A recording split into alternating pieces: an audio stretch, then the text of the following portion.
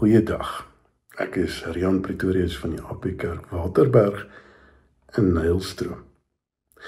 Vandag wil ek saam met u Efesiërs 5 lees vanaf vers 25 tot 27. Manne, julle moet jul eie vroue lief hê, soos Christus ook die gemeente lief gehad en homself daarvoor oorgegee het om dit te heilig, nadat hy dit gereinig het met die waterbad deur die woord, sodat hy die gemeente voor hom kon stel, verheerlik, sonder vlek of rimpel of iets dergeliks, maar dat dit heilig en sonder gebrek sou wees. Hoe behoort 'n man dan te wees?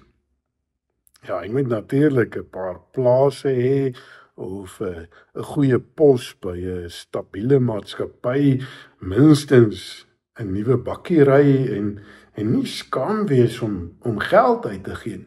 Hy moet 'n lekker partytjie kan gooi. Wel, dis min of meer die Suid-Afrikaanse weergawe van die Hollywood leuen. Die Bybel leer ons iets anders. Die lysie waaraan 'n man behoort te voldoen, is eintlik nogal baie kort. Hy moet sy eie vrou kan lief hê. So eenvoudig soos dit. Die ingewikkelde deel kom in by die hoe hy haar moet lief hê. Want 'n man moet sy vrou lief hê, soos die Here Jesus die kerk lief het. En dis hier waar ons die punt so maklik mis. Die Here Jesus het nie die kerk lief gekry, omdat dit bestaan het uit 'n klomp volmaakte gelowiges nie, want ons het almal tekortkominge, en dit is dan liggestel. Hy het nie die kerk lief, vir solank hy net nie teleurgestel word nie. Sy liefde is vir ewig, dit droog nooit op nie. Sy liefde laat hom nooit vergeet van sy beloftes nie. Hy bly getrou aan sy woord. Sy liefde verander nie wanneer ons swaarder begin dra aan laste, of wanneer die lewe sy tol eis op ons liggame nie. Ja, natuurlik kan ons die beswaar inbring dat ons darm nie volmaak is soos hy nie. Natuurlik kan ek nou nie wees soos wat hy was nie. Ons het mos geleer dat jy jouself daarom nie met die heel beste in jou veld vergelyk nie, al spog ons ook soms oor dit wat ons bereik het.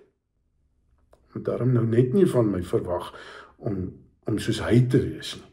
Maar ek is maar net 'n mens. En tog sê Paulus nie dat hy hier maar net 'n grappie gemaak het nie. Hy weet mos dat hy met mense gepraat het wat ook swak is.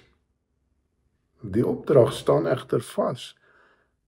Jou liefde moet soos die Here Jesus sin wees. Geen verskoning word aanvaar nie. En dan bring dit die vraag, maar hoe? Hoe kan my denkpatrone verander word? Hoe kan my hele verstand anders bedraad word? Hoe leer ek om getrou te wees? Hoe kan ek my oë sluit vir versoekinge rondom my? Hoe kan ek my sondigheid, wat so ingeweef is met my man wees, oorwin? Die harde werklikheid is dat ons nie kan nie. Wel, nie in onsself nie.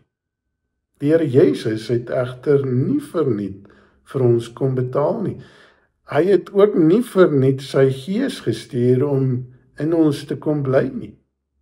En daarom kan ons wel.